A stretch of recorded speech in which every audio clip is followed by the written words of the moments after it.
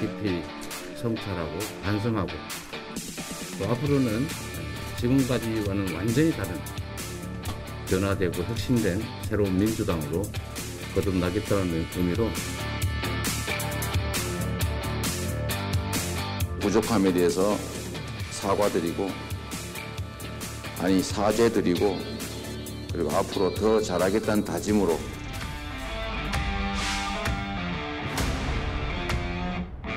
부족한 점을 고쳐 정권 교체를 바라는 국민의 열망에 누가 되지 않도록 하겠습니다. 그리고 이민년 새해 국민 여러분께 희망을 드리는 뜻에서 제가 이 천대기를 발표해서 국민께 절을 올리겠습니다.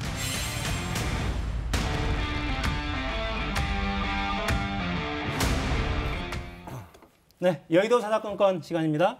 전재수 더불어민주당 의원, 최형두 국민의힘 의원과 함께하겠습니다. 자, 어서 오십시오. 네, 안녕하십니까. 네, 여당 후보 이야기부터 좀 보고 갈까요? 이재명 민주당 대선 후보 영상부터 보겠습니다.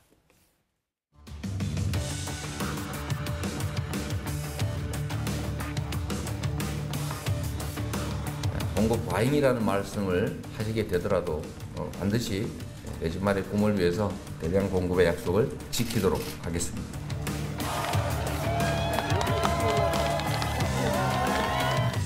이번에는 제가 지면 없는 죄 만들어서 감옥 갈 것 같습니다, 여러분. 검찰 공화국이 열립니다, 여러분. 리더를 잘 뽑아야 합니다. 아무 데서나 돌 던져가지고 주사위로 운명을 결정하면 되겠습니까?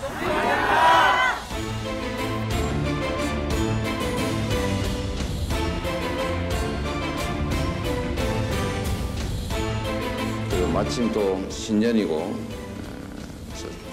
세배를 겸해서 사과의 뜻을 겸해서 앞으로 지금까지 완전히 다른 새로운 정치로 보답드리겠다 이런 각오를 한번 표현할까 합니다.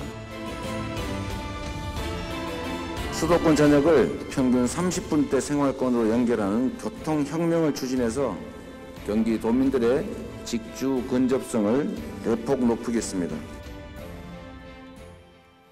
이재명 후보가 지난번에 큰절했던 게 1월 1일이었던가요? 네. 큰절을 다시 한번 했어요.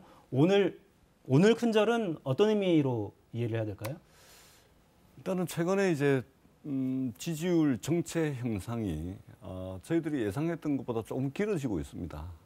그런 이제 답답함도 좀 있고요. 그리고 조만간에 이제 또 설명절입니다. 그렇기 때문에 그런 것들을 다 막 뭉뚱그려서 국민들께 이제 큰절을 드렸고 뭐 말씀하신 이재명 후보가 말씀하신 그대로 좀 새로운 마음으로 또 새롭게 출발하는 자세와 태도를 하겠다 이런 차원에서 국민들께 큰절을 드리는 것으로 그렇게 이해를 합니다. 네. 이재명 후보의 큰절은 11월이었다고 하고요. 윤석열 후보는 1월 1일에 신발 구두 벗고 아마 절했었죠? 네네. 어떻게 보셨습니까? 네, 새로운 다짐을 하는 그런 자리니까 그 점점 자세를 낮추고 이럴 때도 자세를 낮추고 더 경청하는 게 필요하지 않겠습니까? 이제 이재명 후보 아까 연설을 보니까 최근에 선거판을 누가 압축적으로 이야기하는 구도가 있는데 이재명 믿지 마 하고 다음에 윤석열 묻지 마. 그래서 믿지 마 대 묻지 마 선거다. 그러니까 묻지 마라는 것은 정권 교체가 그만 크다는 겁니다. 그래서 윤석열 후보가 지금 준비 과정에서 조금 삐걱거린 이런 것들은 사실은 그건 스스로 극복하면 될 문제지만 이재명 후보는 근본적인 신뢰의 위기, 그 공정책을 바꾼다든가 또 문재인 정부의 실패는 자기와 무관한 것처럼 유체에 따라 법을 쓴다든가 때와 장소가 맞지 않은 일을 끄집어들여서 기억을 조각한다든가 하는 이런 것들이 상당히 그리고 그 인성의 문제라든가 이런 것들이 신뢰의 위기에 갇힌 것 아닌가라는 그런 해석이 들고요. 우리는 이제 윤석열 후보는 얼마나 더 갖추어서 사람들과 협치하고 좋은 인재를 쓰고 할 것인가 이제 이런 이제 확신을 더 심어줘야 되는 그런 문제가 있겠습니다. 그리고 뭐 없는 죄를 만들어서 한다고 이재명 후보 이야기했는데 없는 죄를 만들지 않겠다고 하는 것이 윤석열 후보의 그 법치와 상식과 공정이고요. 왜 없는 죄입니까? 있는 죄만 해도 지금 몸통 문제가 한두 개가 아닌데. 근데 뭐 그런 식으로 민정비서관도 민정수석실도 없애겠다 그랬고 그런 식으로 보복에 정치하지 않겠다는 것이 이 정부나 또는 이재명 후보가 이야기하는 그런 정치하지 않겠다는 것이 이제 윤석열 후보의 뜻이라고 생각합니다. 그리고 또 하나는 자꾸 무슨 주사위 던진다. 누가 주사위를 던지는지 모르겠지만 우리 이재명 후보 지난번에 샤머니 뭐 미사일 발사를 결정한다 해서 제가 그때 지난주에도 무슨 드라마를 궁예 시절 드라마만 보시는지 요즘 대통령들은 그렇게 의사결정하지 않습니다. 그렇게 할 수도 없는 구조고요. 그런 점에서 이재명 후보는 스스로의 신뢰의 위기에서 벗어나는 게 중요한 과제인 것 같고 우리는 국민들의 열망을 좀 담을 수 있는 좀 더 그 확신을 심어줄 수 있는 노력이 필요한 시기 같습니다. 민주당 쪽은 이 주술 관련 공세를 부쩍 좀 고삐를 죄는 느낌이 있고 강훈식 의원은 오늘 아침에 라디오에 출연해서 주술 대통령, 검찰 공화국 이렇게 표현하기도 했더라고요. 예, 우리 최영도 의원님께서 오프닝 멘트에 너무나 많은 말씀을 하셔서 일일이 다 이제 좀 설명도 드리고 또 반박도 해야 되는데 아마 오늘 프로그램 안에 이 내용 안에 다 들어가 있으니까 찬찬히 좀 설명을 드리고요. 일단 그렇습니다. 저희들은 좀 심각하게 보고 있습니다. 왜 그러냐면 국정 운영이라는 것이 법에 의한 국정 운영 또는 제도와 시스템에 의한 국정 운영이 돼야 되지 않겠습니까? 그리고 더더구나 5년 전에 박근혜 전 대통령께서 탄핵을 당했는데 그거 이제 최순실 비선 실세 이것 때문에 탄핵을 당했지 않습니까? 그렇기 때문에 국민들이 이런 부분 비선에 대한 또는 주술에 대한 트라우마가 있습니다. 특히 박근혜 대통령이 이전에 어린이날 어린이들을 향해서 온 우주의 기운 이야기를 하고 그다음에 국정교과서 논란이 나왔을 때는 혼이 비정상이다. 혼이 비정상. 이 이야기를 하면서 그때 많은 언론에서 이게 참 심상치 않은 발언이다. 이렇게 이제 했는데 알고 봤더니 최순실 씨와 연관이 돼 있고 또 최순실 씨는 주술과 연관이 돼 있더라는 것이 탄핵 과정에서 이제 밝혀진 거 아닙니까? 그렇기 때문에 주술의 문제는 개인적인 차원에서 개인이 점을 볼 수가 있습니다. 개인이 구술을 할 수도 있습니다. 그리고 개인이 무속 신앙을 섬길 수도 있는 겁니다. 그것은 뭐 그럴 수 있는 겁니다. 그러나 적어도 국정 운영을 하는 대통령 후보 그리고 영부인이 되고자 하는 분이 적어도 이런 주술에 깊이 관여가 돼 있다는 것은 향후 국정 운영이 법과 제도와 시스템에 의해서가 아니고 최순실 트라우마에서 우리가 느꼈듯이 이 비선이라든지 주술에 의해 가지고 국정 운영이 될 수 있는 가능성이 상당히 있다. 현실화될 가능성이 많다. 이렇게 보는 것이죠. 더더구나 국민의힘에서는 자꾸만 이게 악의적인 프레임이라고 이야기를 하는데 악의적인 프레임이 되려면 기본적으로 없는 사실을 만들어야 되는 겁니다. 근데 민주당이 지금 없는 사실을 만들어서 악의적으로 프레임을 씌우는 게 아니지 않습니까? 기본적으로 김건희 씨가 본인 입으로 이야기를 합니다. 나는 영적인 사람이다. 나는 도사들과 함께 삶을 이야기하는 것을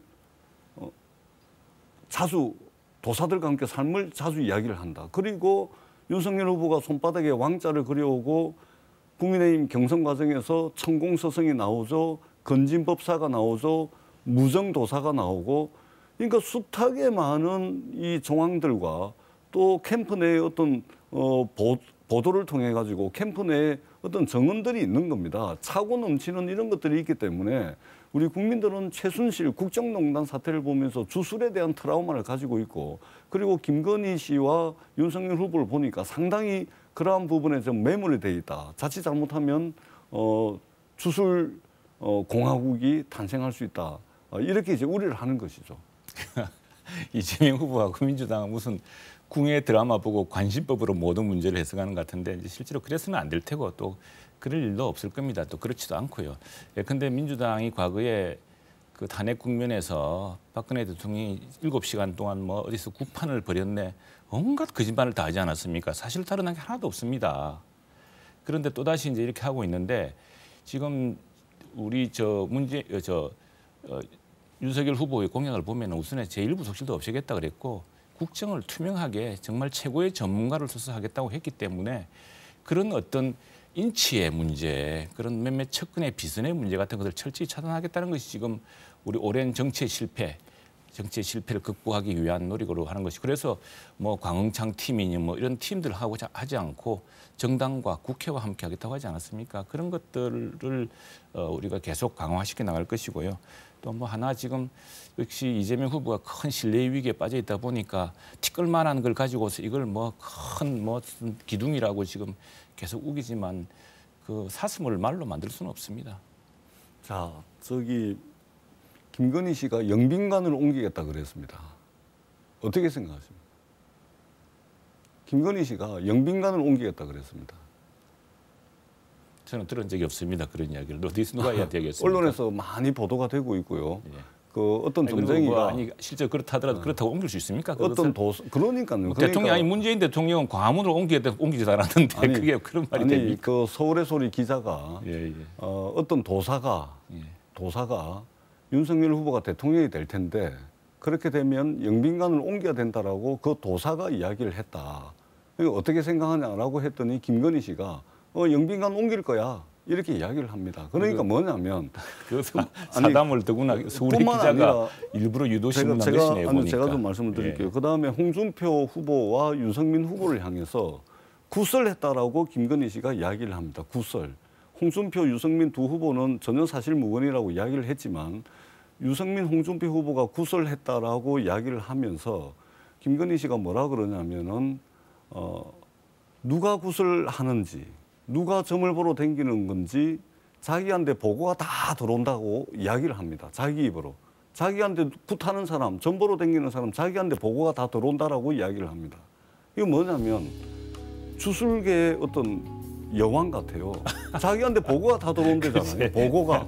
나는 그러니까 이거는 자, 지금 저렇게 제가 말씀을 마무리할게요. 이것은 우리가 그냥 우스갯소리로 넘길 일이 아니고 심각한 겁니다. 우리가 주술 논란 또 이게 비선 논란 때문에 5년 전에 국민의힘이 탄핵을 당한 정당입니다. 그렇다면 언론과 많은 국민들이 우려를 하면 가장 경계를 해야 될 정당이 국민의힘입니다. 그것 때문에 탄핵을 당했는데 이것을 마치 아무것도 없는 것이냐. 그리고 보세요. 이 문제가 나오자마자 네트워크 본부를 해체해버립니다. 그다음에 건진법사가 여기저기 활동하고 있는 동영상 전부 삭제해버립니다. 그다음에 건진법사가 자기 서성으로 모시고 있는 그분도 사라져버립니다. 없어져 버렸어요. 기자들이 여기저기 전화하고 건진법사의 딸과 처남 취재를 하려고 전화를 하는데 다 사라져버리고 그리고 그 연민복지재단 홈페이지도 없어져 버립니다. 그리고 연민복지재단에 가장 많은 후원을 했던 세무법인, 멀쩡하게 있던 이 세무법인의 홈페이지도 그날 이후로 폐쇄가 다 돼버립니다. 아니 이렇게 정황이 차고 넘치고 이렇게 상황들이 차고 넘치는데 가장 이 문제를 경계해야 될 탄핵을 당했던 국민의힘이 어느 정도 좀 심각성을 가지고 소상하게 설명을 해야지 악의적 프레임이다. 아니 민주당이 없는 거 지어가지고 지금 덮어씌우고 있는 건 아니지 않습니까? 저는 참 놀랍습니다. 어떻게 그렇게 차곡차곡 그런 이야기를 다 모았는지. 아니 지금 국민들이 의구심을 갖고 있다면은 그걸 철저하게 해체하는 게 당연히. 그래서 지금 바로 우리 전 의원이 말씀하신 것처럼 그런 한 점의 의혹도 없이 그런 문제가 있다면은 단호하게 하겠다고 해서 해체한 것이고 그런 사람들 얼씬도 하지 말라고 해서 얼씬도 하지 못하게 한 것이고 그런 거 아니겠습니까? 그리고 이제 전 교수님 말씀하신 것처럼 절대로 그런 일이 있어서는 안 되죠. 어떻게 현대 정치가 그런 어떤 주술에서 움직일 수가 있습니까? 그런데 지금 말하자면 민주당은 우리 후보에 대해서 지금 뭐 또 후보의 그 부인에 대해서 이 하나하나 흠집 가지고서 그걸 지금 계속 선거에 큰 그 말하자면 발목 잡기로 이용하시는데 뭐 그건 다 우리가 해결할 테니까 큰 정치로 나오시죠. 네. 여론도 굉장히 관심 있게 지켜보고 있는 것만은 사실인 것 같아요. 네. 국민들이 어떻게 판단할지 좀 지켜보겠습니다. 자, 이야기 좀 해볼까요? 우리 이재명 후보 이야기로 시작해서 여기까지 흘러왔네요. 자, 이재명 후보 측근 그룹은 이재명 정부에서 임명직 안 맡겠다 선언을 오늘 내놨습니다. 또 당내에서는 586 용퇴론도 터져 나왔습니다. 들어보겠습니다. 저희는 절박한 심정으로 이 자리에 섰습니다. 이재명 후보의 최측근으로 분류되어 소위 치륜회로 불리는 저희부터 기득권을 내려놓겠습니다. 국민이 선택해 주실 이재명 정부에서 국민이 선택 없는 임명직은 일체 맞지 않겠습니다. 국민 한 분 한 분을 위해 직접 발로 뛰고 가슴으로 공감하며 머리로 고민하는 이재명 후보가 소위 측근이라 불리는 사람들에게 둘러싸여 그들만의 국정 운영을 하게 되는 모습을 국민 누구도 원치 않으시리라 믿습니다. 지금 계속 586 용태론이라는 단어들이 우리 당에 나온다라는 것은 민주당이 뭔가를 혁신하고 새롭게 바뀌려고 하는 몸부림이 이 과정에 있구나라고 저는 해석하시는 게 맞다고 보고, 이것은 사실상 민주당이 새로운 정치 세력으로 거듭나려고 하는 것 아니냐. 그렇기 때문에 기존에 있었던 가장 주류적인 흐름에 대해서 견제하고 나선 것이라고 저는 보는 것이 맞다 이렇게 보고요. 오히려 이런 새로운 정치 세력의 등장을 요구하고 있는 국민의 요구에 부합되는 활동들이 움직임이 있는 것 아니냐. 저는 이렇게 해석하는 게 맞다고 봅니다. 강훈식 의원의 오늘 라디오 출연 중에 이 대목이 아마 이렇게 봐주기를 바라는 거죠. 민주당이 새로운 정치 세력으로 거듭나려고 하는 것으로 좀 봐달라, 이런 요청인데, 실제로 당내에서 86그룹 용퇴 이런 이야기들이 좀 오고 갑니까? 일단은 이재명 후보가 단순한 대통령이라는 인물의 교체, 그리고 지금 야당에서 주장하고 있는 정권 교체를 넘어서서 세상이 참 변하지 않는다라는 국민들의 한탄, 정치가 정말 변하지 않는다라는 국민들의 불만, 이것을 반영해서 세상을 교체하겠다라고 말씀을 하시면서 민주당이 요구했던 것은 뭐냐면 민주당의 혁신이었습니다.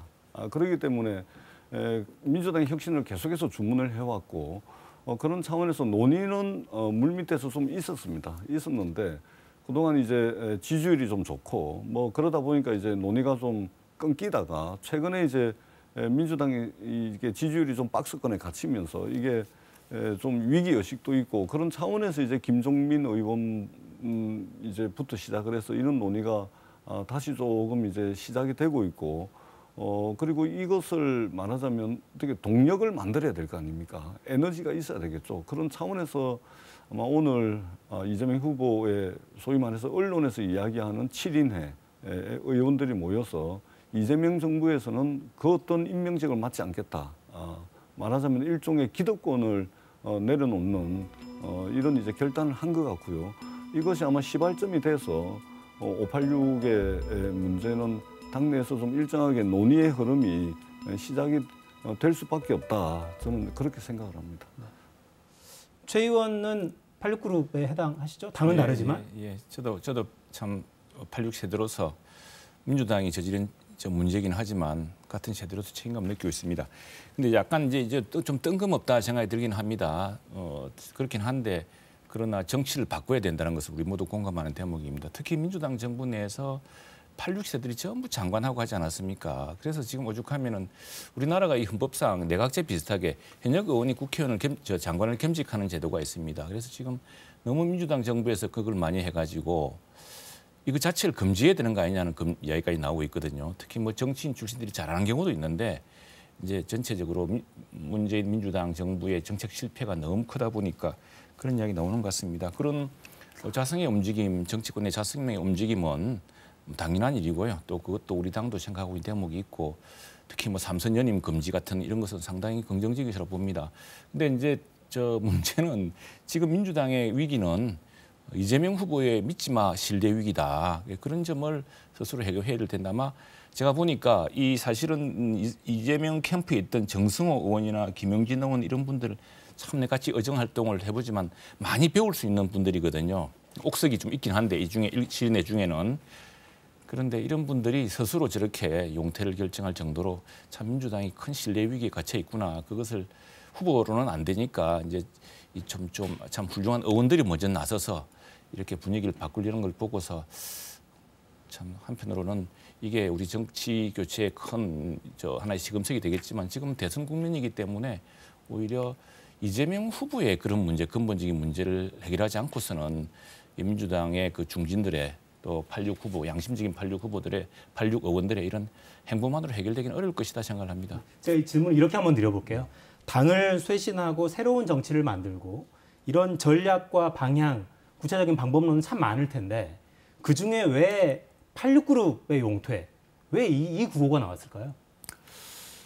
그러니까 저는 이제 정치 혁신이라고 할 때 이제 많은 형태가 있을 수가 있을 겁니다. 굉장히 많은 형태가 있을 수가 있을 텐데, 가장 그 임팩트 있고 그다음에 가장 큰 지름길은 결국은 인적 쇄신, 사람을 바꾸는 거라고 국민들이 아마 판단을 하고 있고, 민주당도 아마 그렇게 판단을 하고 있는 것 같습니다. 그렇기 때문에 사실은 이제 586 세대의 용퇴 문제는 이번에만 나온 것이 아니거든요. 이전부터 이제 쭉 나왔었던 것이고, 그리고 어떤 정치의 위기가 왔을 때 이러한 것들이 단골 메뉴로 계속해서 등장을 하는 것은 결국은 가장 임팩트 있고 정당 혁신, 정치 혁신의 가장 빠른 지름길이다.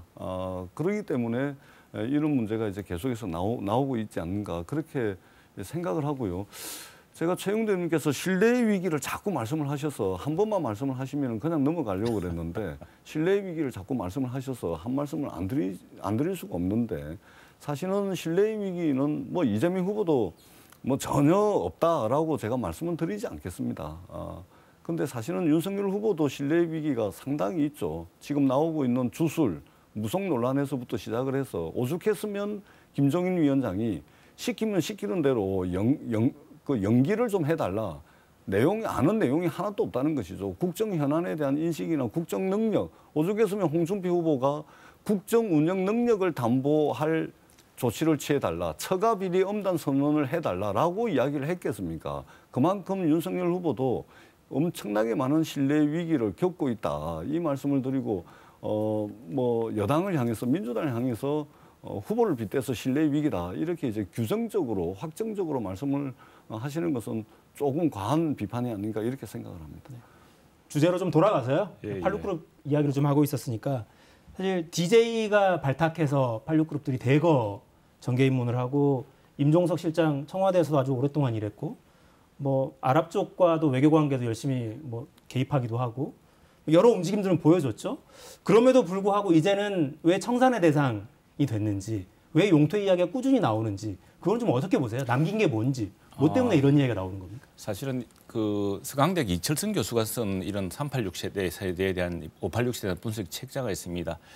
이게 기본적으로는 김대중 정부 IMF 위기 때 우리가 큰 사회적 대타협을 했는데, 그때 했던 게 이제 파견직 그 노총하고 노조하고 정부가 노사정 타협을 하면서 파견직을 허용하게 됩니다. 그게 지금 비정규직과 큰 그 근본의 시작이거든요. 그때 더 큰 타협을 했어야 되는데, 사회 안전망과 이걸 바탕으로 오히려 고용을 유연하게 만드는 걸 해야 되는데, 그런데 그 과정에서 사실 586 세대는 그 성장의 과실을 모두 다 누린 세대들입니다. 저도 그렇고, 저도 학생운동했습니다만 학생운동 나와서 취직하는데 크게 지장이 없었습니다. 그리고 지금 특히나 이제 DJ 때 또 YS도 마찬가지입니다. 젊은 피 수혈 경쟁이 붙어가지고 많은 사람을 차출했죠, 정치권에. 또 그래서 정치적으로도 굉장히 기회가 많았습니다. 많은데 그 중에 이제 일부는 성취를 내기도 했지만, 그러나 너무 오랫동안 지금 새로운 세대들은 일자리 기회라든가 또는 이런 정치적인 기회라든가 많이 박탈당하고 있습니다. 586 세대는 그 베이비 부머 세대 돼가지고 한 해 100만 명씩 태어난 세대이기도. 저도 100만 명 세대 중에 하나고, 또 그리고 성장도 가장 많을 때였고 경제 규모도 크고 올림픽 뭐 다 열리던 시절이었기 때문에 나라도 자꾸 지금 경제도 규모도 커지고 많은 기회를 누릴 수 있는데, 지금은 이제 저성장의 시대이고 그렇지 않습니까? 그리고 그래서 가장 큰 문제는 경직화된 고용 구조. 민노총이 세습 고용을 이렇게 주장할 정도로 경직화된 노동시장. 그러나 이 양극화된 일자리 문제는, 그래서 이제 공정의 문제가 등장한 거 아니겠습니까? 이 문제를 해결해야 되는데, 그 중에 이제 바로 기득권화됐던 것이 바로 586 세대 이런 견고한 철밥그릇 고용 구조다. 이제 이런 게, 또 여기에서는 정치권에서는 또 586 세대가 다수의 지금 이 정치의 주류를 차지하고 있는 것이 문제 아니냐는 반성이고, 이런 문제는 우리 사회의 근본적인 문제, 고용 유연화와 함께 사회 안전망의 강화, 또 사회적 양극화의 해결, 또 세대 간의 갈등의 그 완화, 이런 문제들과 함께 근본적으로 살펴봐야 문제라고 생각합니다. 그러니까 이게 586이라 했을 때 그 말은 굉장히 쉽잖아요. 그러니까 60년대생, 80년대 학번, 굉장히 말은 쉬운데, 그러면 우리가 지금 국회의원 300명을 놓고 봅시다. 이게 참 애매한 구석이 많습니다. 300명 중에 그러면은 60년대생, 80년대 학번을 그러면 다 지칭하는 건지, 아니면은 그 중에서 학생운동한 60년대, 80년대 학번만 이야기를 하는 건지, 아니면은 3선 이상, 4선, 5선, 5선 의원 중에 586을 이야기하는 건지, 아니면 이번에 국회의원이 돼서 들어온, 말하자면 60년대생, 80년대 학번도 포함되는 건지, 그러니까 이게 굉장히 애매모호한 것이죠. 그렇기 때문에 우리가 통칭해서 어떤 인적 쇄신이 정치개혁에 커다란 에너지를 만들고 그것이 동력이 돼가지고 말하자면 새로운 기풍을 만들 수 있는 것은 저도 이해를 합니다만 우리가 통칭해서 586이라 했을 때 과연 그러면 3선 이상이냐? 아니면 운동권 출신들만 이야기하는 거냐? 아니면 민주당에 한정되는 거냐? 아니면 국민의힘까지 포함해가지고 정치권 전반을 이야기하는 거냐? 그러니까 굉장히 이게 애매한 거거든요. 그렇기 때문에 논의가 어느 단위에서 시작이 될지 이것도 사실은 586에 대한 규정이 애매하기 때문에 어디에서부터 시작이 될지 그리고 그것이 에너지가 얼마나 변화에 대한 에너지가 얼마나 클지 이것이 이제 가늠을 하기가 어렵다. 이제 이 말씀도 제가 아울러서 드리도록 하겠습니다. 네. 국민들이 민주당을 바라보면서 느꼈던 실망감 혹은 이 86그룹을 보면서 가졌던 기대가 좀 변질된 부분 이런 부분들은 어쩌면 비슷할지도 모르겠다는 생각이 들어요.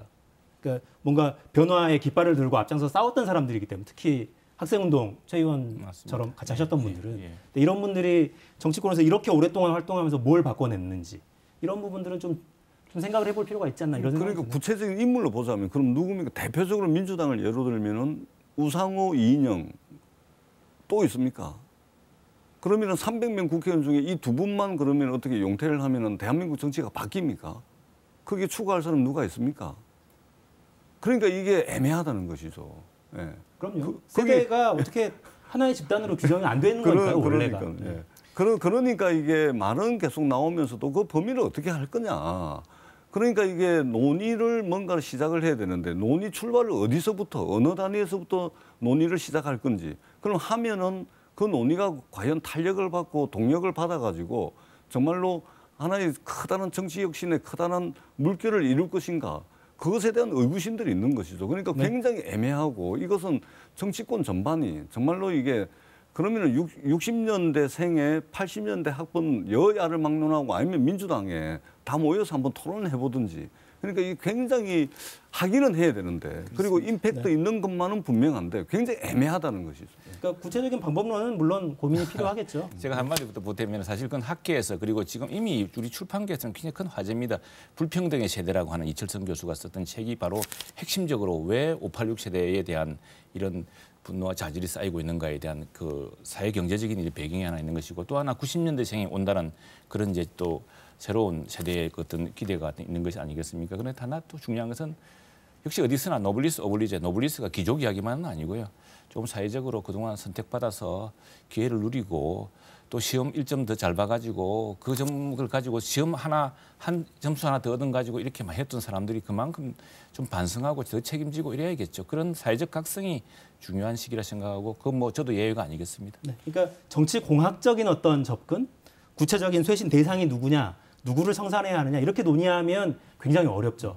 근데 앞으로 어떻게 나아가야 하느냐, 우리가 이 힘을 갖고 뭘 할 것이냐 이런 논의는 좀 해보셨으면 좋겠다는 생각이 드네요. 그러니까 최 의원님 말씀 저도 이제 동의를 하는데 그러니까 불평등의 세대 이건 뭐냐면 비단 이게 정치권에만 한정된 게 아니거든요. 그러니까 586이 그 세대가 우리 사회로부터 누렸던 여러 가지 혜택들 이것을 이제 전제로 한다면 이것은 정치권에만 한정되는 것이 아니고 경제도 마찬가지고 그다음에 문화, 예술, 우리 사회 모든 영역에 말하자면 586으로 통칭되는 그런 문제들, 그런 분야들까지 다 이제 포함이 되는 거거든요. 그렇기 때문에 이것이 상당히 이게 규정을 하기도 애매하고 그러다 보니까 이것이 하나의 운동으로서 에너지를 가지고 있는 운동으로서 이게 발화가 되는 것이 상당히 좀 애매하겠다.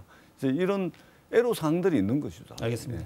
애매하죠. 어려운 이야기입니다. 그런데 정말 성찰적인 반성은 정말 필요하지 않을까 저는 이런 생각이 드네요. 저도 이미 기득권이고 40대라서 40대 후반이라서 논의를 정말 좀 깊이 해봐야 되지 않을까라는 생각이 저는 개인적으로 좀 들었습니다. 586은 아니시네요.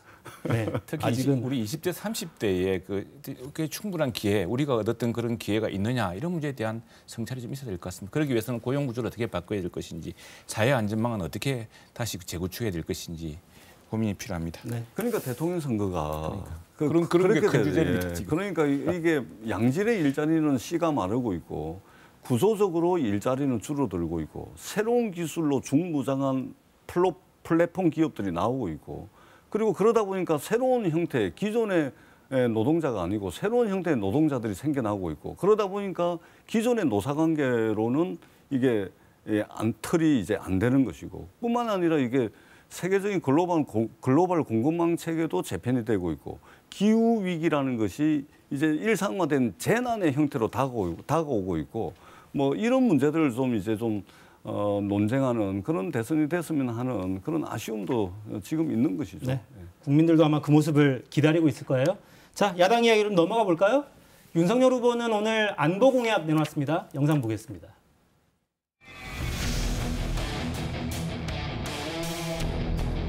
민주당 정권이 추진한 불종적인 대북 정책으로 평화를 얻기는커녕 우리 안보가 송두리째 위협받고 있습니다. 어떠한 도발도 확실하게 억제할 수 있는 강력한 국방력을 구축하겠습니다. 한미 동맹을 통한 확고한 연합 방위 태세를 유지하고 우리의 실질적 대응 능력을 강화하여 북한의 핵과 미사일 도발을 억제하겠습니다.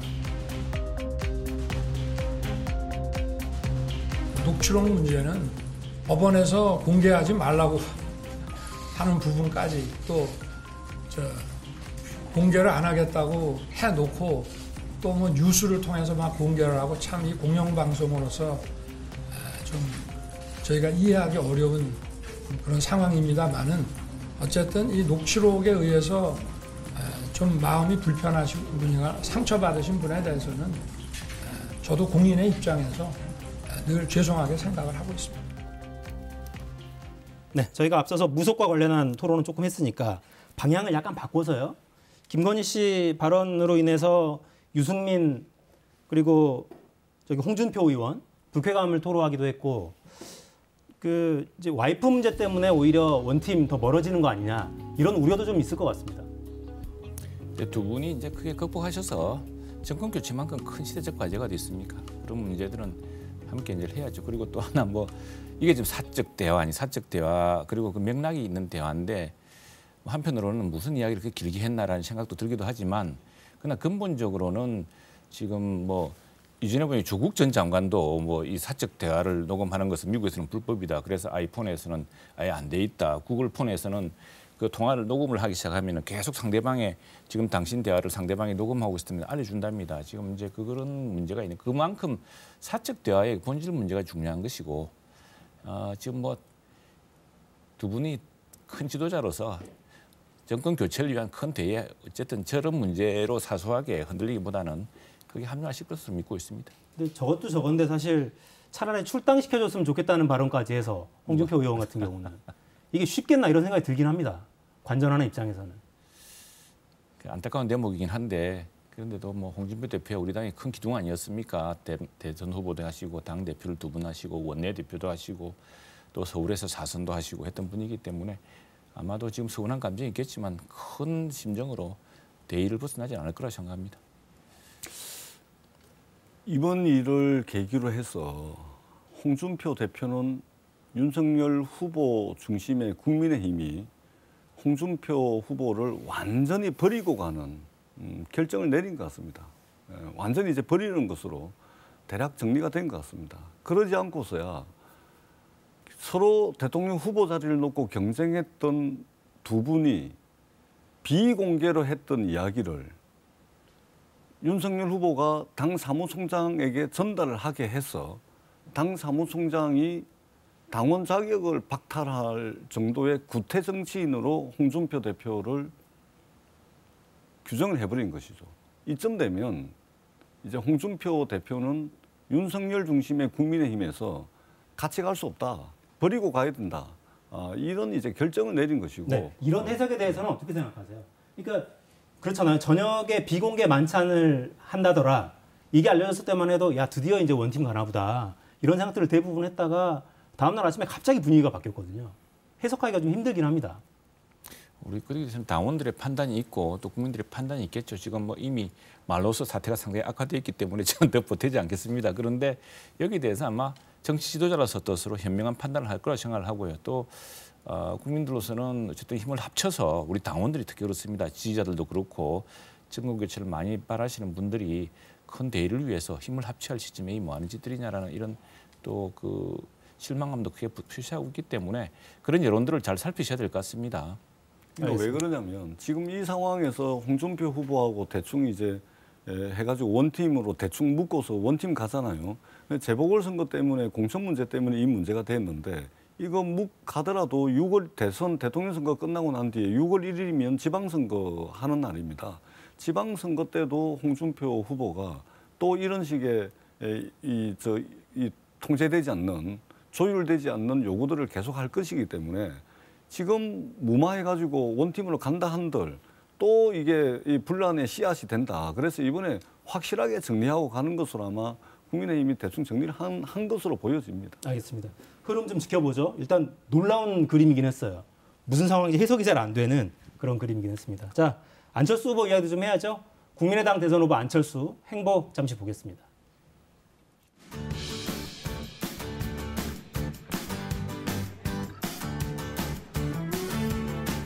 예, 앞으로서 정말 오랜만에 딸을 보니까 너무 반갑네요. 그리고 저 외국에서 힘들 텐데도 정말 인류 난제, 인류를 위해서 꼭 필요한 연구들을 잘 수행하고 그리고 또 대한민국의 국위도 선양을 해서 너무 기특합니다.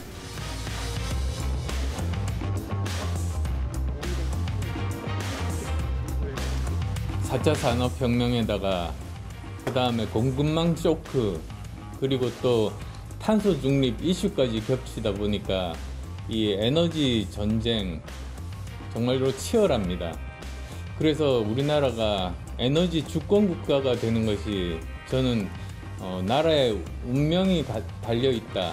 그 정도로 중요하다고 생각합니다. 탈원전 또는 최근에 이재명 후보께서 말씀하셨던 처음 듣는 용어인데요. 감원전, 원전을 줄인다는 뭐 그런 뜻인 것 같은데 그런 걸로는 저는 해결 방법이 되지 않는다고 생각합니다.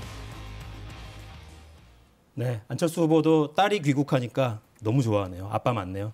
너무 기특합니다라고 이야기합니다. 오늘은 원전 문제 계속 이야기했고 과학에 기반해서 정책 결정해야 된다 이걸 강조했고요. 자, 이제 시간이 거의 다 돼서 짧게 코멘트만 듣고 정리를 해야 될 것 같은데요. 앞으로 흐름은 좀 어떻게 될 걸로 보시는지. 2강 1중 형태잖아요, 지금은.